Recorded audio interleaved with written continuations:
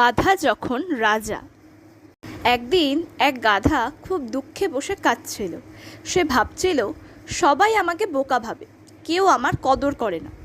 এমন সময় একটা পাখি এসে বলল, তুই যদি রাজা হতে পারিস তাহলে সবাই তোকে মানবে।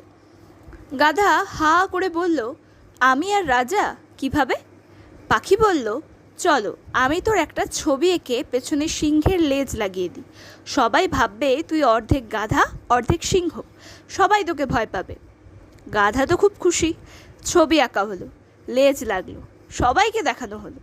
পরদিন সকালেই গাধা হাঁটতে হাঁটতে গিয়ে বলল, আমি গাধা সিংহ, আমি এখন রাজা, সবাই আমার কথা শুনবে।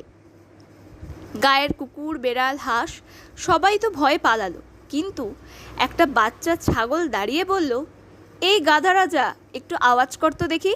গাধা ডাকলো, সঙ্গে সঙ্গে ছাগল চিৎকার করে বলল, এটা তো পুরোই গাধার আওয়াজ। সবাই হেসে গড়িয়ে পড়ল। পাখিও এসে বলল, রাজা হতে হলে শুধু লেজ লাগালেই হয় না, বুদ্ধিও লাগাতে হয়। গাধা লজ্জায় মুখ ঢেকে বলল, ঠিক বলেছিস ভাই, আমি আবার স্কুলে পড়তে যাব। রাজা না হই, বুদ্ধিমান তো হই।